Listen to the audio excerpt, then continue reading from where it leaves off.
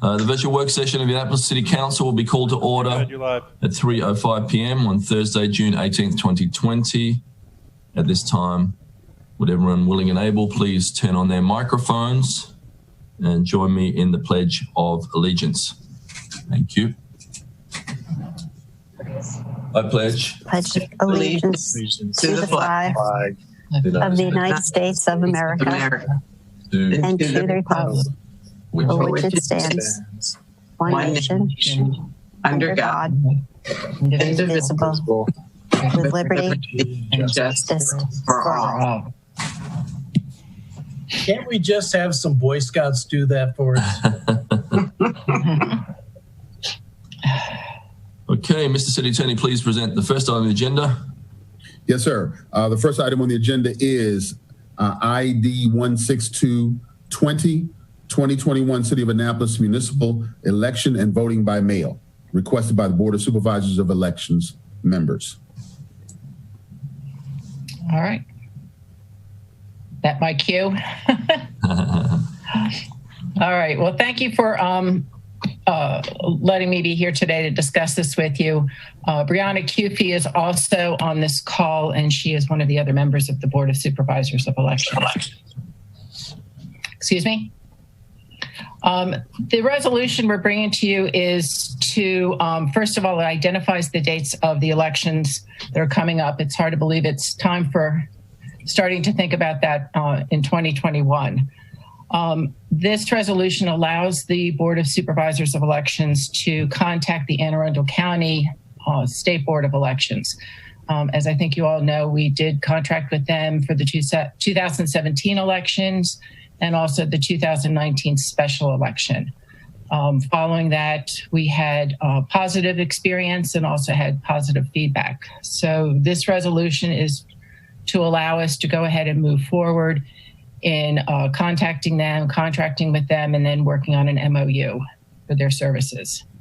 The vote by mail that is included as a potential option is actually something that we were looking at prior to the current pandemic situation, primarily because we thought we might be having another special election this year, and that was looked at in terms of a opportunity. The city of Rockville did their municipal elections in 2019 vote by mail and had a positive experience. And so the Annapolis board has been in communication with them and getting information with them about it. This resolution is not saying that we're going to do that. It's just identifying the option being there. In addition, it also depends a lot in terms of what the situation will be moving forward, and also in terms of getting feedback from the state board in terms of what their experience has been with the vote by mail.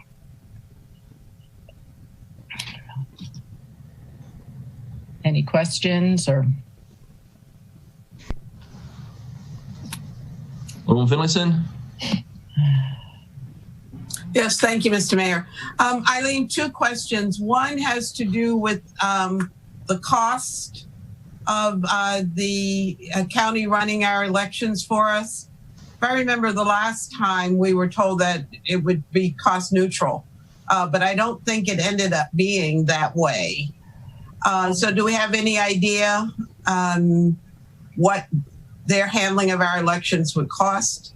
It's the first question. Not at this time, we don't.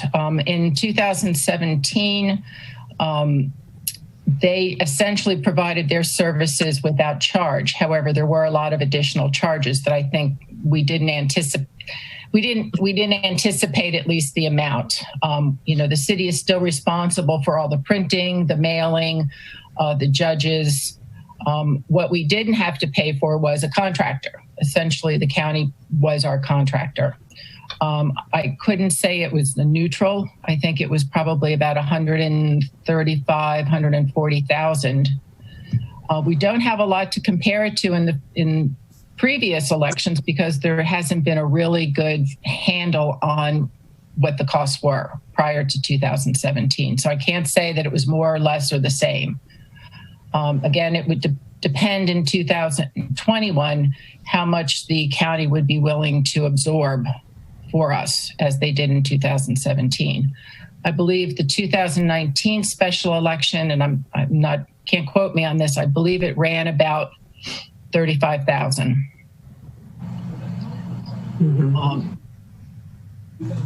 Thank you. My other question has to do with the mailing voting, vote by mail. We just went through a primary that was vote by mail or in person. Do we have any indication of how successful that was? I remember hearing that, I apologize, I don't remember which state I was in at the time, but there was some concern about people receiving the ballot thinking it was their sample ballot and not using it to vote.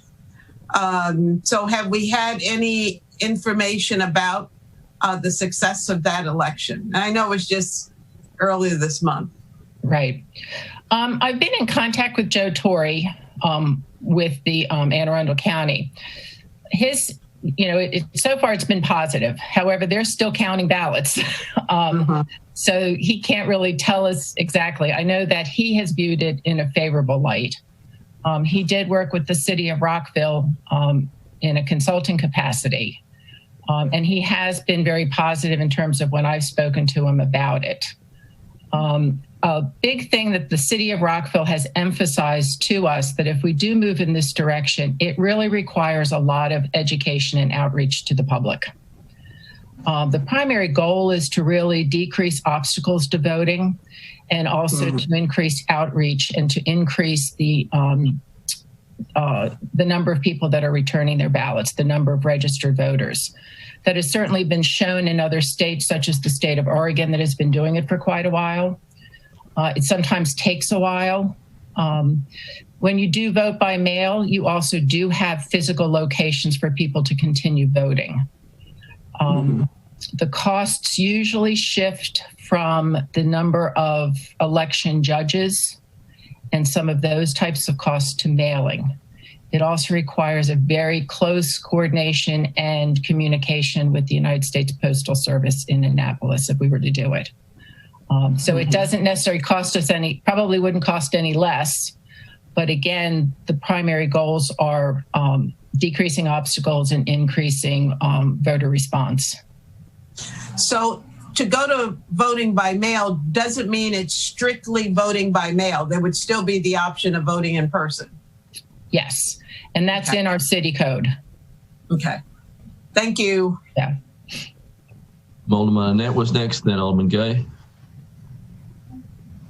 Thank you, Mr. Mayor. Eileen, I'm looking at the ordinance and I'm not, page 2, not quite sure what these changes mean. 10 a.m. on the date of the canvass. That doesn't tell us what the date of the canvass is, right? No, and I think that refers to the other resolution about absentee ballots.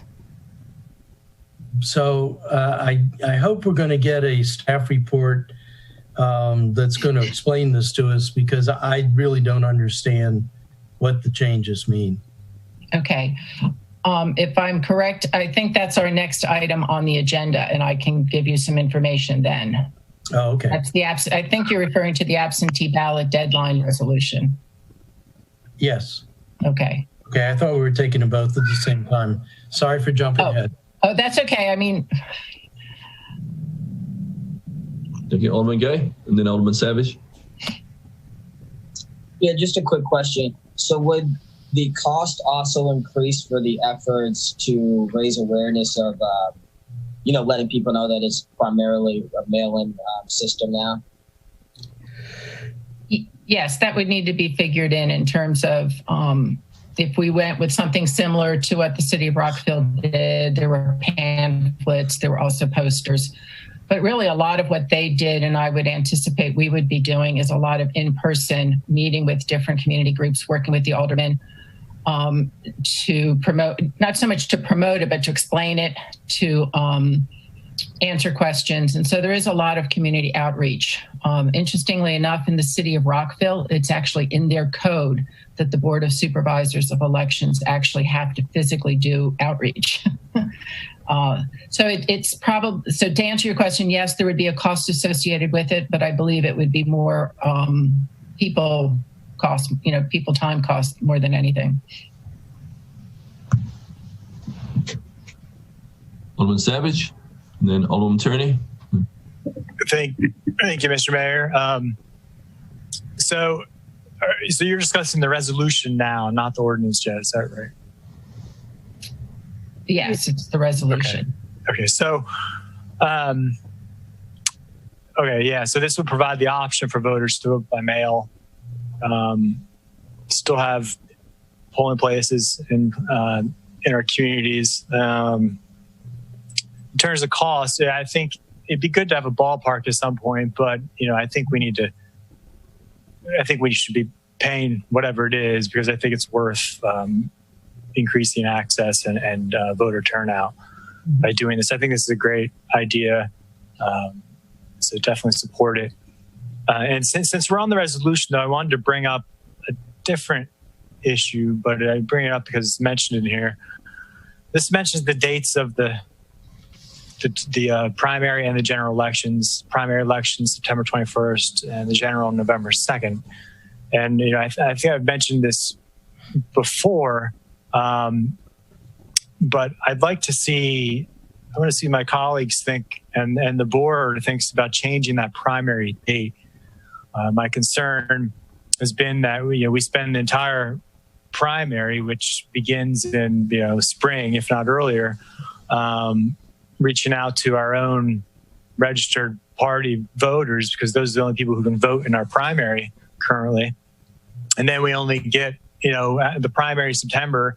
If we win, we only get then a month and a half to reach out to all the other voters, registered voters, no matter the party in that period of time. So that's really not a lot of time to speak to all those other registered voters, month and a half. And on top of that, you have a month and a half to raise just about as much money as you did in the primary. So it's really that I, for one, don't really like that compact schedule. I don't know if there's anything else in terms of why September was chosen, but I think moving that to July would make more sense. And maybe that probably has to be done in separate legislation, but I wanted to bring that up and see what the board and colleagues think about that. I can certainly bring it to the board. Currently, those dates are prescribed by city code. So that's what we're working with. Attorney. Thank you, Mr. Mayor. Eileen, how are we addressing any language barriers as far as specifically towards the Hispanic community? Will the ballots, be bilingual or et cetera? Mm-hmm. In the 2017 election, the city of Annapolis was not required to have election materials in another language. And that currently is the same. If you go to, and I have the reference if you wanted it in the Federal Register, currently the only county in the state of Maryland that is required to have an additional language, and in this case it's Spanish, is Montgomery County. It's determined by the census. And so of course the census is happening now in 2020. It is possible. We probably won't know until July of 2021 if we need to do that, which is kind of late. So the board is going to be looking at that. So to answer your question, currently we don't have to have it. We can certainly elect to look into having bilingual ballots and information. There is a cost associated with it. Primarily, one of the most important things is translation, and to make sure that it is a correct translation. And also having a real reason for doing it. What we can do is another alternative to having everything in a second language is to set up some sort of, to have on the ballots rather than have everything written in Spanish, to have something saying for further information you can contact. and then have a Spanish-speaking person that could be answering that. So there are some other alternatives that can be considered to actually doing everything in Spanish. Thank you. Mr. City Attorney? Yeah, we want to be very, very careful if we go down this road. Once you establish that you're going to do a second language, you would not be under state and county law to differentiate the service you provide to the English speakers versus the Spanish speakers, right? So you wouldn't be able to provide a full ballot for English speakers and then decide that the Spanish speakers don't get a full ballot in Spanish. So if you go down that road, you should be prepared to do the same for any other ethnic groups that speak other languages, or else you're going to have problems. Right, exactly. And that is why we're a little hesitant, because if you do go, if we go by the federal law will actually identify what language you need to put it in. So for instance, again, because we've been working with the city of Rockville, they had theirs in Spanish being in Montgomery County, but they also have a very large Asian community. And so there was some pushback from them that it wasn't written in Chinese.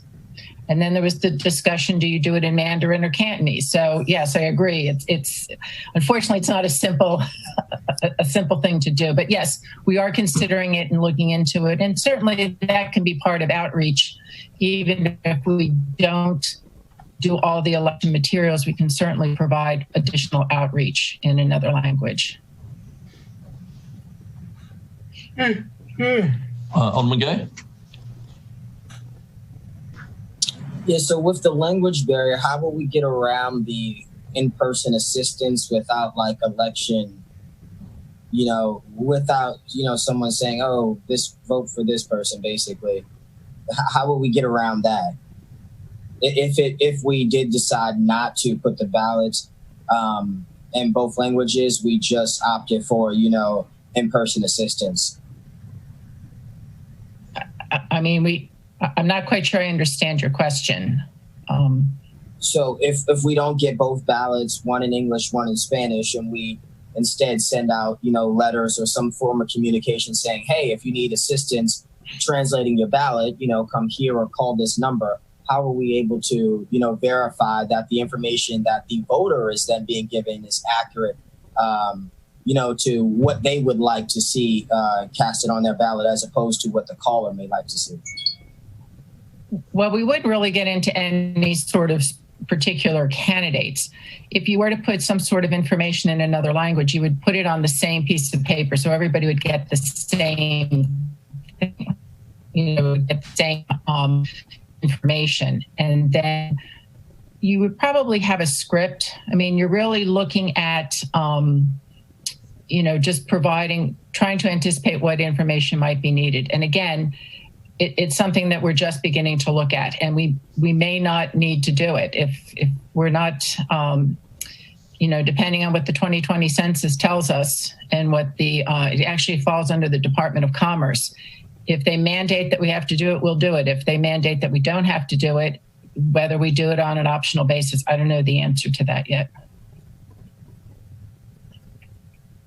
The scenario sounds similar to when people get assistance at the polls. There's a form that if you get assistance, the person has to sign. So in my mind, it kind of sounds similar to that, whereas we can't guarantee that the person that helps them does not, suggest who to fill in the bubble for. That ultimately is still up to the voter. Right.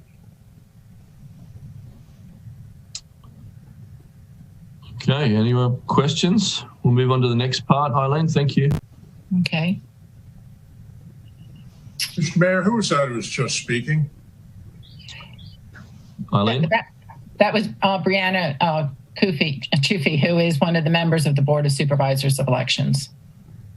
Okay. Can we make sure that they show their picture when they speak? Because I couldn't tell who was talking. It does. Her name was on there. Yep, my name and my photo come up. No, didn't show a picture. She had it blocked. We see it. I have a picture. You're the only one that can't see it, Fred. Everybody else can. I've got a still picture. Right. Well, nothing moving. Well, we can certainly see that you're eating something. Right. That's what you asked for, was a photo. My photo shows up. Okay. Okay. Thank you, Eileen. Okay. Do you want to discuss the second resolution? Yes, please. The second resolution is in regard to the absentee ballot deadline. In the 2017 election, we expanded accessibility to absentee ballots so that you didn't need to have a reason to receive an absentee ballot. At the time, we didn't really look, I kept the same deadline, but we found that in doing the canvass, we would have quite a few ballots that were postmarked correctly, either on or before the date of the election. However, because of the mail, they weren't received by the day after. So we realized that deadline is really too close to the election. So what we'd like to do is to move that deadline back to receipt. I think it reads the receipt by the Board of Supervisors of Elections by 10 a.m. on the day of the canvass. And the canvass is a week after the election. So it gives us more time. So it doesn't change when people have to get their ballots in. They still have to get them in before or on the date of the election, but it gives us more time to allow the Postal Service to get them to us. And then they can be counted. Is that clear? So anything that makes it easier, we are obviously all in support of. So that makes it easy on the electorate as well as you guys. Yes, and it also allows us to be able to, we found ourselves in the position of, maybe it was cast on, had the postmark was correct, but it was a day late, and that's because we didn't have we hadn't pushed the deadline back. So, the potential happens that you could put your ballot in on a Tuesday, it's postmarked, but if we got it, say, if it came into the election office on Friday, it wouldn't have counted because it was technically late. This allows it to have more time at the back end for it to be actually delivered. Thank you. Does that answer your question also, Alderman Arnett? Yes, thank you. Mr. City Attorney? So, ma'am, that means that the certification for an election wouldn't come until after that last date, correct? Right. The certification occurs at the canvass. Right. So all of the ballots would need to be delivered to us by the beginning of the canvass. Once we start the canvass, we don't take any more. So they have to be physically with us. Just because all those who would publicly need to know that there is an election, but the election won't be certified and the winners won't be certified until after all the votes have been received and counted, which may be days after the actual election. Correct. And that's what happened in 2017 also. All right.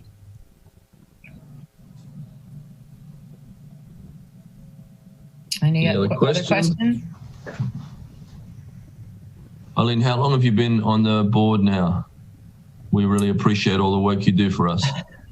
This is my second term, along with Cliff Myers. So we have a number of goals we're still working on, including we had hoped to have the campaign fund reports into a PDF fillable form. We are still working on that and trying to get a number of other initiatives. So we'll be reporting back. Thank you. Any other questions? Well, thank you so much, Eileen. We really appreciate it. Thank you. Thank you. Thank you, Eileen. Thanks. Mr. City Attorney, please present the next item on the agenda. Yes, sir. The next item on the agenda is ID 183-20, Crisis Incident Team, Roles and Responsibilities. Let's wait to get these guys on. Jen and Steve, you out there?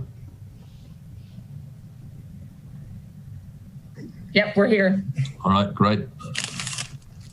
Who would like to start?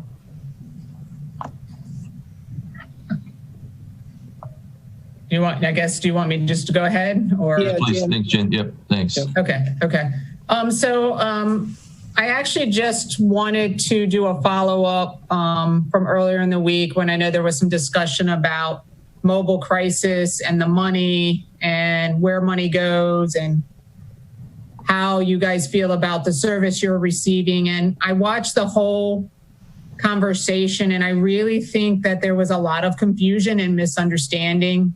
And so I did meet yesterday with Alderman Gay and went over kind of what you as a city get from mobile crisis, as well as Sergeant Vaden's role here at mobile crisis, along with an understanding of the budget and who we are. So he just kind of asked that today, maybe I speak for just a few minutes on the system and bring a little bit of understanding to you guys. One of the things I wanted to say was, I think that it's really important that at least once a year we come before the city council and explain crisis system, where we are, what's happening in your city, because I think there's a misunderstanding of mobile versus the whole crisis system.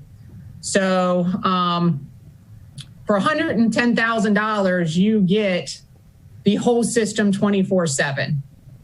So I think the misrepresentation was, what are you getting? Well, you're budgeted for one clinician and 0.2 of a care coordinator. And what you really get is our services 24/7 with all the mobile crisis teams, crisis intervention with Sergeant Vaden along with a clinician, but you also get mobile crisis. So I just wanted to make sure there was an understanding that our system is bigger than just mobile crisis.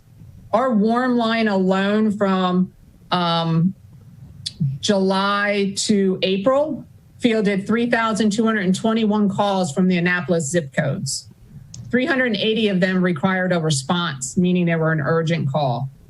So that alone, just the phone number and the service to the citizens of Annapolis City on our warm line side, getting resources, finding out how they can get insurance, connecting them with food banks, whatever the call might be, substance use help, mental health help, all comes through that main 24-hour warm line. So that's a really important piece, I think, to understand, along with the fact that in 2019, we dispatched by Annapolis City Police 107 times. Now, with that, I think what's important to understand is that's only police dispatches. The other issue to that is people can call the warm line themselves and ask for a team. And so though you're only slotted for one clinician, which we normally pair with Sergeant Vaden, you're getting our teams 24 hours a day when the city needs them for that budget. So I wanted some time to clarify that crisis is bigger than just mobile crisis. It's the warm line. It's access to resources. It's access to our mobile teams. But another piece of this that I just want to make sure you understand is we also follow up through the police department on all emergency petitions in the mental health field. So people who go to AAMC for mental health issues, we have a hospital diversion person who goes there and offers resources to the families. That's all encompassed in the crisis system. We also have someone at Jennifer Road Detention Center. So on low-level felonies, if someone is struggling with substance or mental health, we offer them services upon coming back into the community. And that, again, is for the county and the city. We don't care where you're from as long as you're an Anne Arundel County or Annapolis City resident, you get access to that service. And I think the bigger one that Alderman Gay and I were speaking of yesterday is our care coordination service. That is really, once you've had an interaction with whether it's CIT, which is Sergeant Vaden, or a mobile crisis team, if you're in need of linkage to care, you get assigned a care coordinator. And that piece is what links you to housing, health insurance, transportation. We transport people to their mental health appointments. All of that is wrapped up in the money that you pay us, which is much bigger than the one mobile crisis person and the 0.2 care coordinator that is currently budgeted for the city of Annapolis. So I just really wanted an opportunity to share with you that moving forward, I think the best thing that we could do is partner more. We were talking about how our services could link with the piece that you're looking to develop and how we can walk together into these communities and really wrap around the mentorship along with the clinical services that we can provide along with the police department. I think it has to be a total team effort. And I just brought Lieutenant Thomas in today because, of course, we're partners in the county, but he also spends a large amount of time. He's the trainer a lot for APD. He trained everyone in mental health first aid. All of your officers are certified in mental health first aid.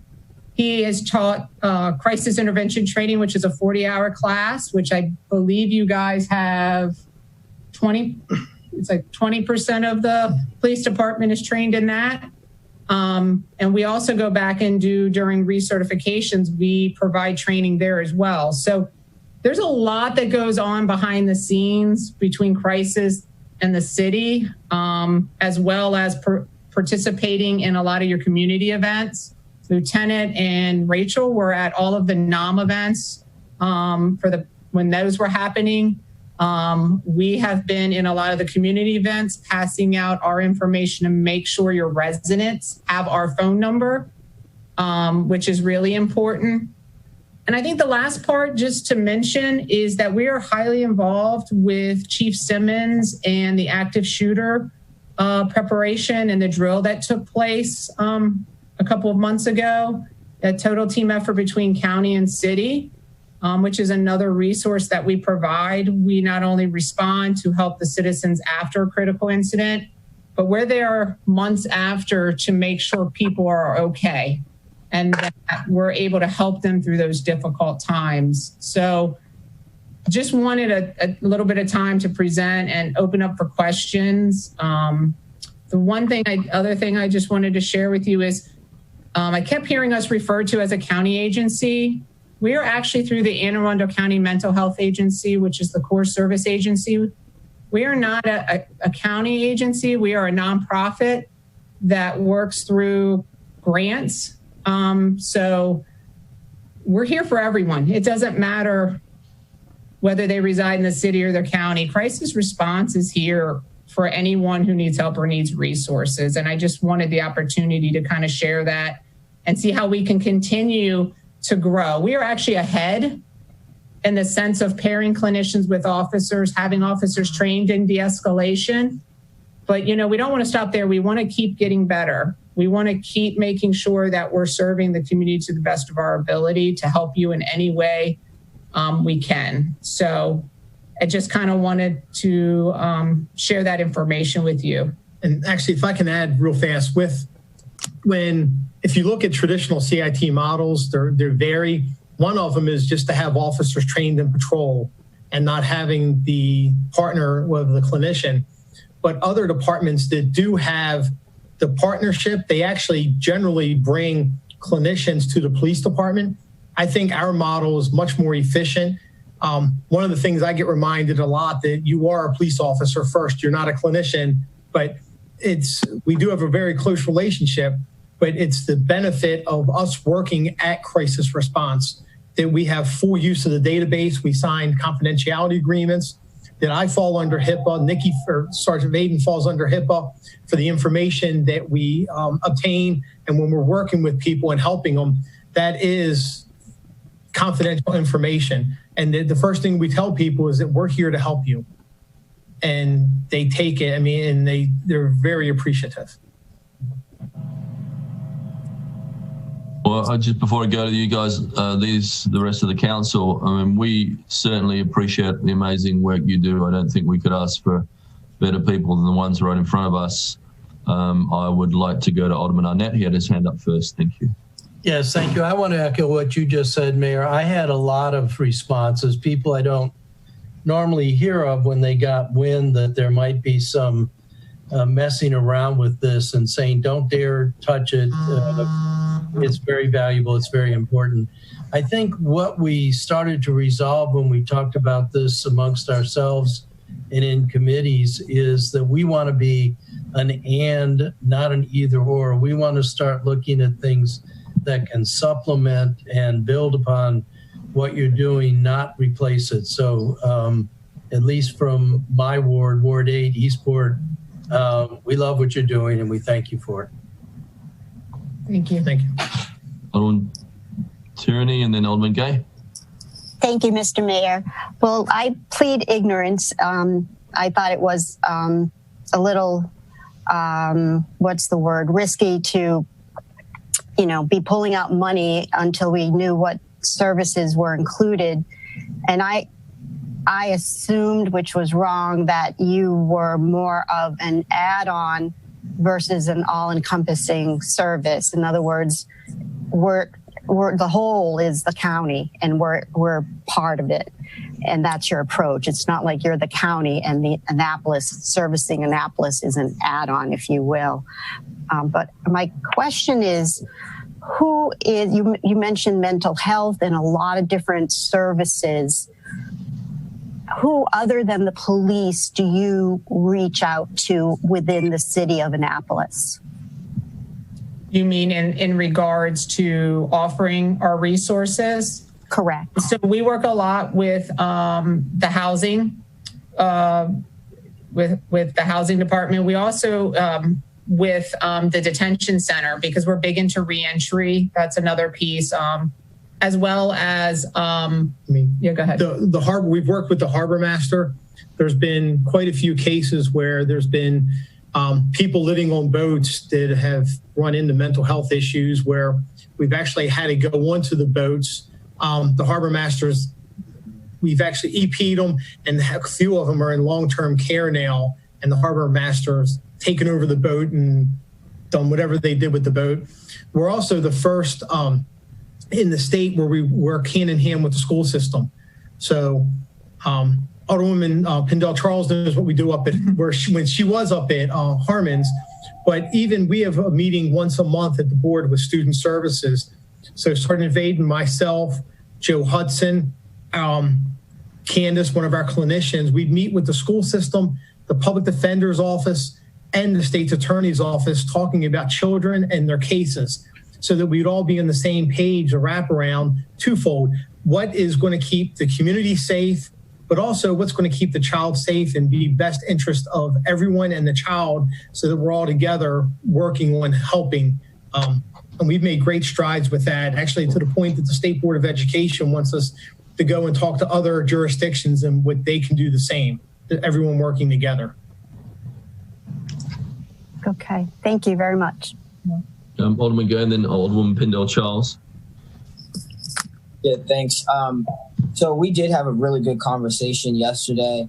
And to Ross's point, I think that what has been taken away from either committee meetings or individual meetings is that what we hope to do is add on and not take away. In particular, with one thing we talked about is with the Office of Community Caring Services and how that role plays into working with crisis response, and that individual being more of a liaison, starting out, being able to build those relationships, the relationships necessary to help our communities. And we also talked about, I think there were three critical things. The second thing was the need to help identify crisis response as when they do respond to the scene as a group that our community can feel safe and comfortable with talking to and receiving assistance, and not looking at them as an extension of the police department, but as a separate group that really serves to help some of the core issues that we hope to serve in our communities. And then lastly, what I really thought was critical is their juvenile diversion programs. And what I hope to really bring to our police departments and some of the systems and methods that they use, they have a 2% recidivism rate with children who they interact with, and, you know, provide them with resources and tools not to go into the criminal justice system. And that's what's at the basis of this all, is that how are we getting to the individuals who are slipping through the cracks before the crisis, the individuals who we can identify and we know that due to social constraints, they have mental health issues and they could eventually, I hate to use the term, but blow up. How do we get to that point before then to divert them from either the crisis or the criminal justice system? So I think that's where we can step in and work with this group. Did you say 2%? I'm sorry? Did you say 2%? Yeah, that's phenomenal. 2% it's absolutely, it's 5%. It's 5% for adults coming into our jail diversion program, and 2% on ones that we work with through DJS that are in a diversion program that Steve works with. What happens, sir, is in the county police, Tamika Perkins reviews every police report. If she looks at when she reads the report, if it's a first or second offense, of course it's not going to be high level offenses. But if it's deemed that or a trauma the child's been through, the child may have had a couple or just one handle a care notice going to the school system. And then if the child's involved in an offense, it's referred to us. We've come up with a positive. The clinicians go out with the officer, they meet with the family, they meet with the child. They come up with a positive intervention. It could be going to therapy. It could be, who knows what it is, but it's really being unique to help the child, whatever that mental health concern is, or to help them from the trauma. The case is never forwarded to juvenile services.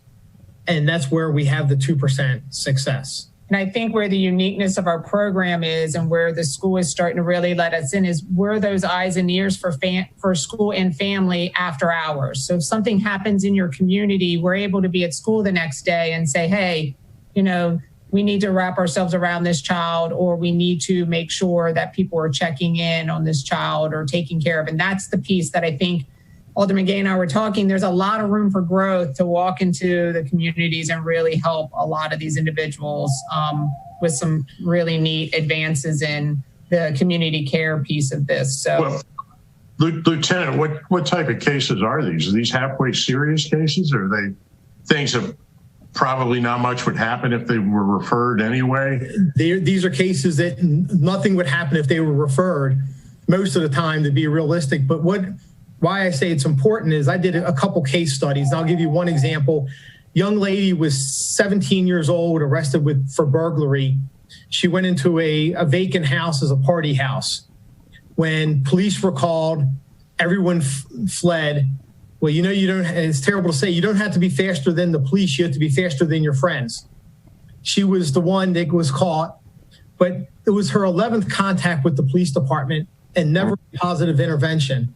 So when she had her first incident 5 years earlier, if someone would have done a positive intervention at that time, we don't know what would have happened. And that's where we're looking at it, is trying to do the early intervention in offenses before it turns into a major offense as they get older. Because research shows if you link people to care or have a positive interaction at the first sign of a situation, there's a 90% success rate. So what happens is we can't wait for it to be that bigger incident. We need to wrap ourselves around when those first incidents occur, because that's where your success rate comes, is not, waiting. And that's what our research is showing. And that's why we're trying to implement things as early as we can, with the help of that the parents have to agree. Remember, they're minors. So that is one of the parents have to be on board. Plus, with that, we also look at trauma, and we need to do a better job of responding to traumatic events. We do better than most, but there was a research project from Northwest University with the Juvenile Justice Project, where they studied Cook County, which includes Chicago, of children that were incarcerated. 80+% of those children were involved in traumatic events the year before their incarceration for whatever offense they were incarcerated for. So if we can reach out to children after they're involved in trauma and give them interventions for them and their family, we're looking at cutting that down as well. So I think our goal of what we were trying to say here is there's a lot to crisis and there's a lot that we have to offer to the city of Annapolis. And we do offer, I think sometimes it just goes under the radar because we are a confidential service. You're not going to know a lot of the places we hit. If you were to say you want me to reach out to someone, I can't tell you if we did or didn't. Have to assume we have it. So there's that piece where you're really not going to know what we're doing because we're doing it in confidential services. So that always seems to be a struggle, which is why I said us coming before you once a year might be beneficial just to kind of lay out some numbers for you to understand since we can't share specific cases. And the International Chiefs of Police have a goal that for every police department, every officer should be mental health first aid trained, which your department is. We did that training back in 2015, and then they did another course last year as a refresher. The other part of the One Mind Pledge that they have is that 20% of departments are CIT trained, which you are very close to being at right now. I know for us in Anne Arundel County, I think we're at 18%, but you're right around probably 18 to 20, maybe 21%. I'm not sure the exact number. Well, great information and apologies to whoever I interrupted. I think Alderman Gay still has the floor. Thank you, Dwight. Yeah, no problem, of course. I just wanted to speak again to some of the points that they were talking about. And then at some point, maybe get Sergeant Vaden in to talk about what our police department itself is kind of doing that connects in with that.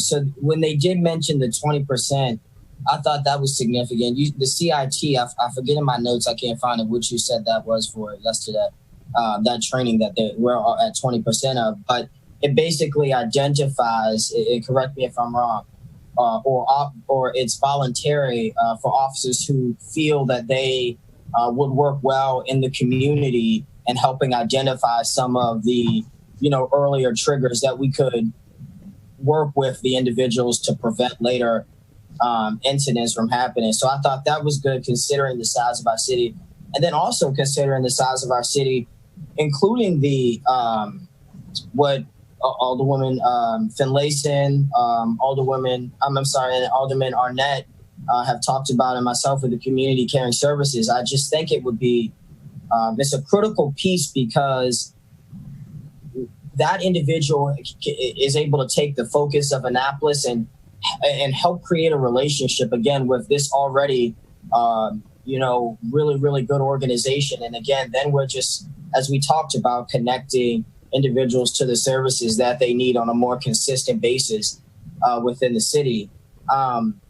And within the department itself, I thought that it was good that you just, again, pinpointed that there were certain officers that we obviously that were identified that will work well in the community. And I just think that, again, in terms of that relationship, having them there consistently, identifying those issues, creating relationships. I mean, it could, as you mentioned yesterday, this could really, really be a successful program within the city if we were able to partner with you guys. Pendle Charles. Thank you, Mr. Mayor. A couple of things, and I'm going to start with the most important one. Lieutenant Thomas, you're a walking miracle. Thank you. Thank you for the card. Yes. You're welcome. And we're just so glad to have you back. And how's your mother-in-law doing? She's doing well. Good, good. Tell her I asked for it. I will. Next thing on the list.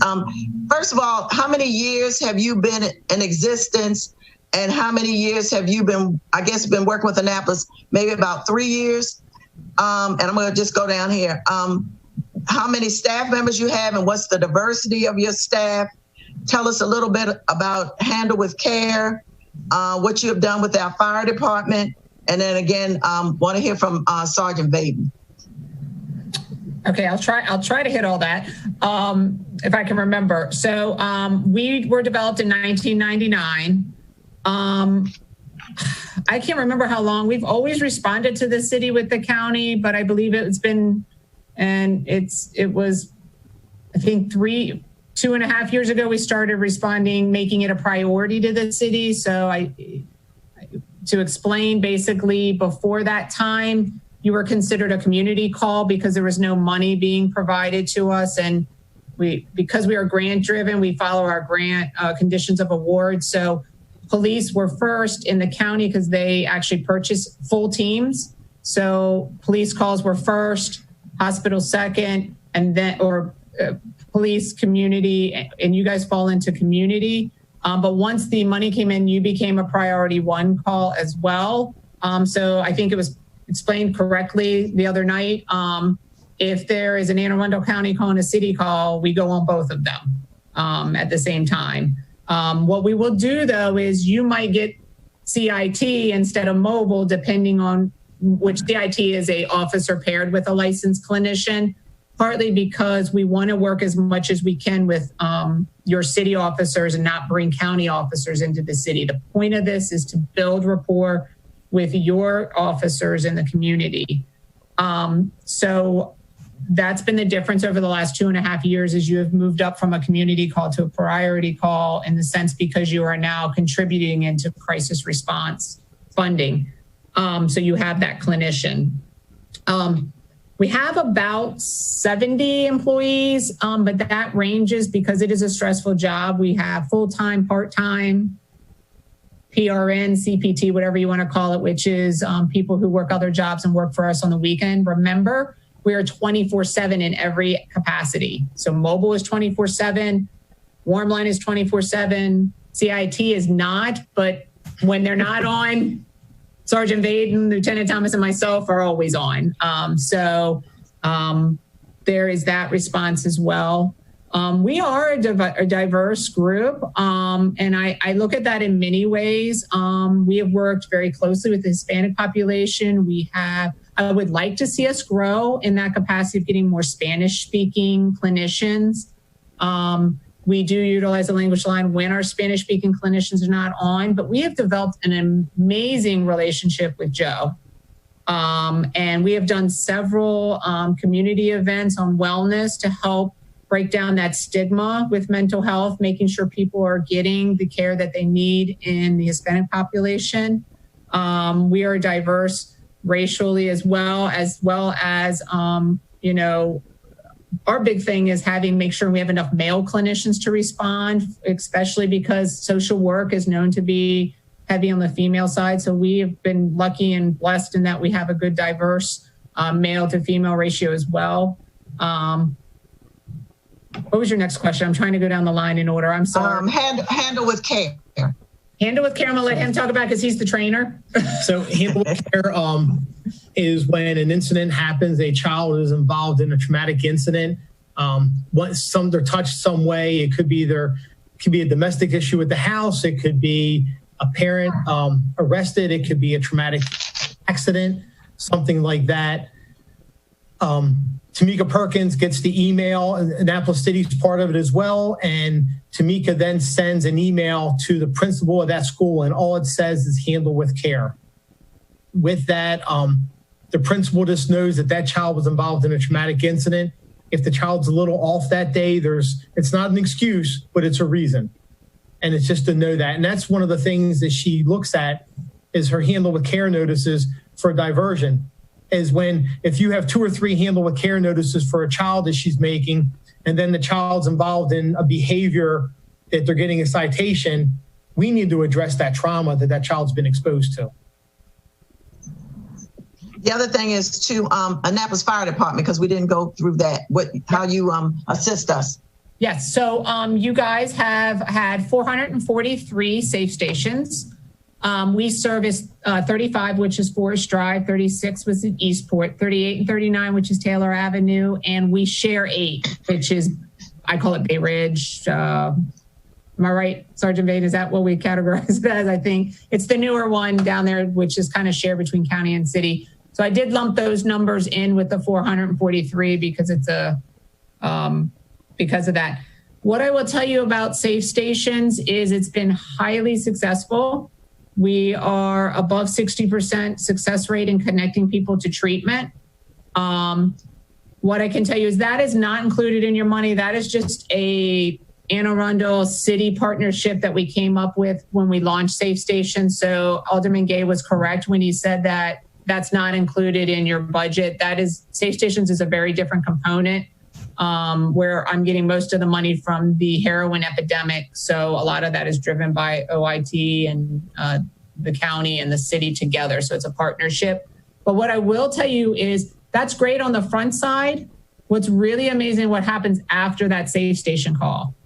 That comes truly from the crisis system and the partnership with the health department, our providers, the state's attorney.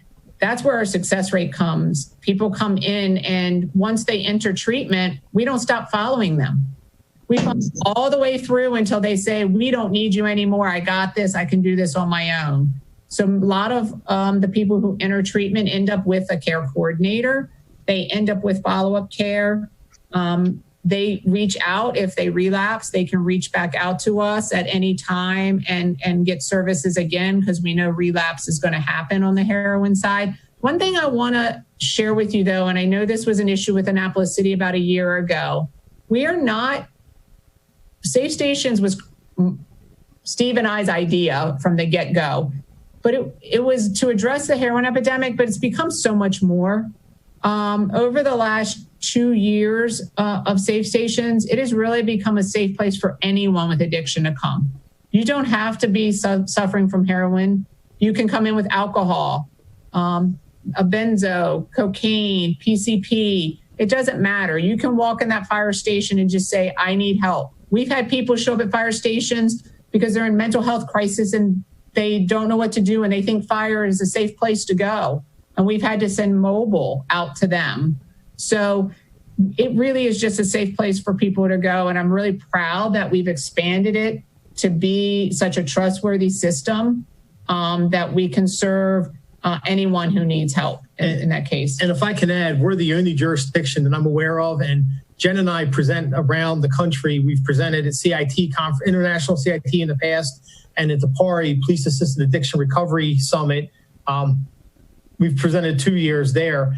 We're the only jurisdiction in the country that if someone has an arrest warrant and they want help, what we'll do is we link them to the public defender's office.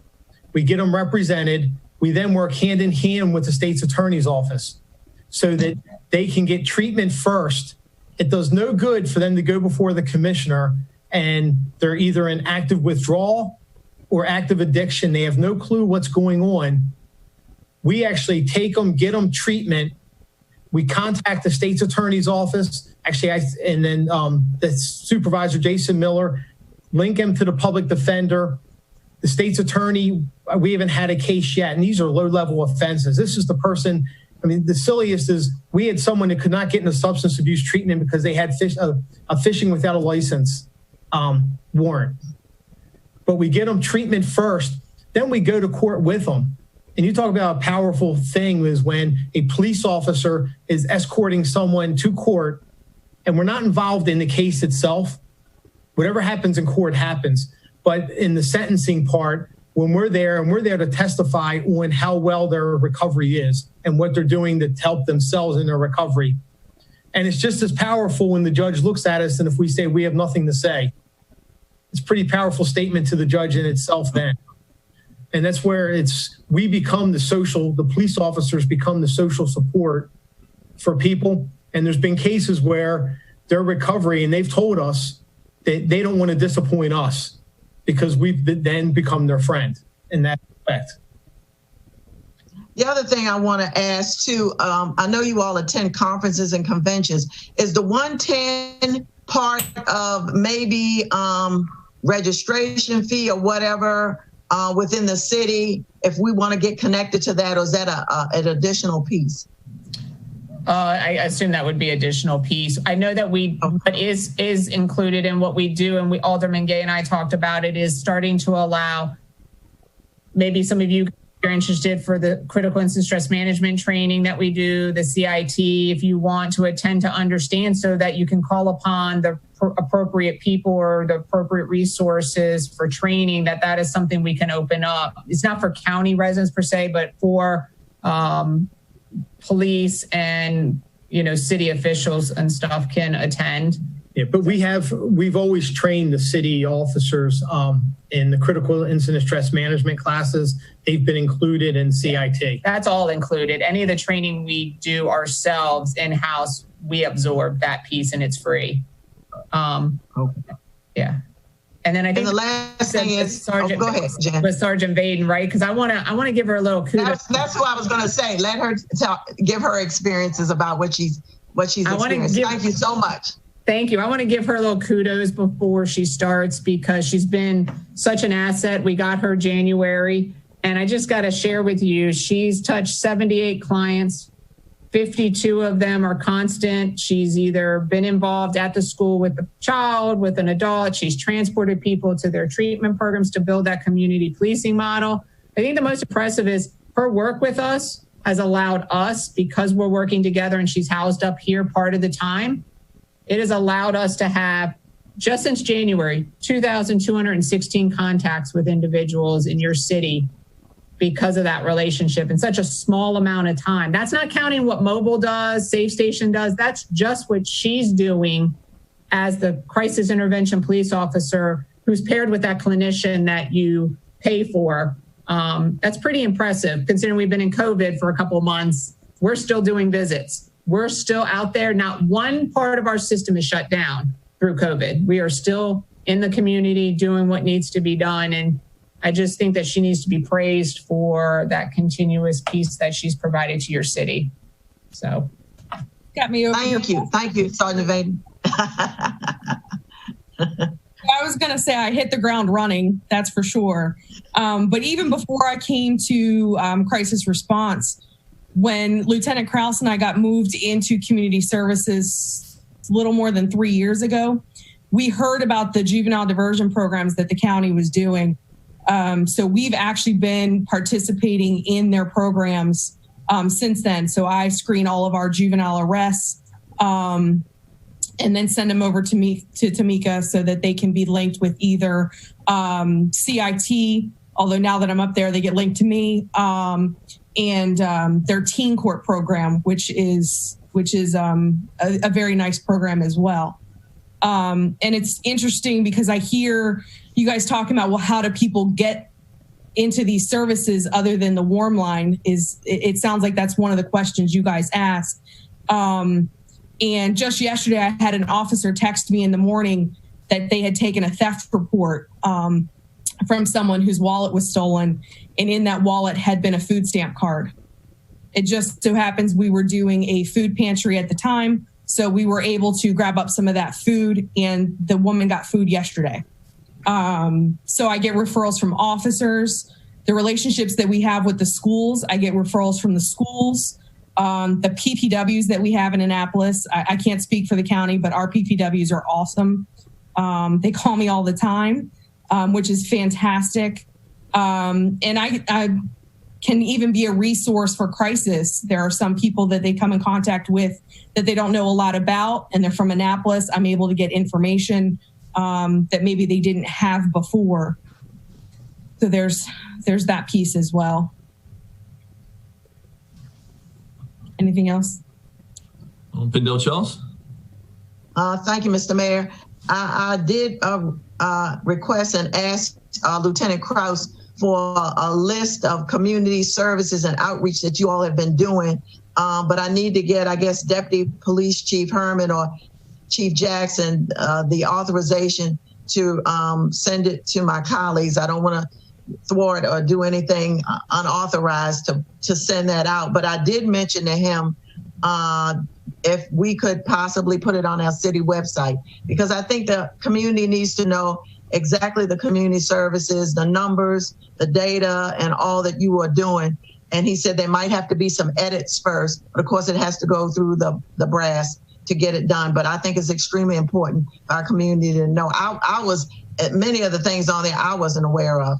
And so I think it's kudos to you all, and also for the vision to have you do this since January. And I mean, you got two top-notch people right here through CRT, and they're amazing. I mean, like Lieutenant Thomas said, when I was up at Frank Heaven Harmon, we were in cahoots a lot of times. And we thank them for that. And they've been out to many events to my school. So thank you all so very much. So I'm going to try to get authorization to send that out so everybody can take a look at it. But we're way ahead of the curve, like Jen and Steve said, with many jurisdictions, and we're leading the way nationwide, and that's obvious. And we thank you all for that.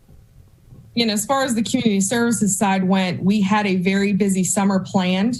COVID kind of put a wrench in those plans, but I can tell you we've already done a one-day fishing camp. I heard about it yesterday. Yep, on a much smaller scale than we're used to. And we already have a STEM camp set up for next week. So we're working on getting more things. We're also participating in the food giveaways that Light of the World Ministries has been putting together with our Office of Emergency Management. We've been helping Monarch. They do a weekly food giveaway. Tyler Heights does a weekly food giveaway. I figured in a meeting we just have a so we still found a way to be in the community, which is good. Great, thank you. Any other questions? Okay, well, we certainly appreciate everything you do. We are looking forward through your leadership on enhancing what you do through the program that Alderman Gay is talking about. I think we're just grateful for all the stuff that you bring to us. So thank you. Looking forward to moving forward. Thank you. Thank you. Thank you for having us. Thank you so much. Mr. City Attorney. Mayor. Hey, how you doing, Chief Jackson? How are you? I'm fine. I just want to thank Jen and Steve. I've been listening in, and they did a great job. And thank you, Sergeant Vaden. And hello to everybody else. All right. Mr. City Attorney, please present the next on the agenda. Yes, Mr. Mayor, the next item on the agenda is that the agenda has been completed. Okay, is there anything else while we're all together for good order? Alderman Payon. Mr. Mayor, I would move to adjourn the meeting. Okay, meeting is adjourned. Thank you.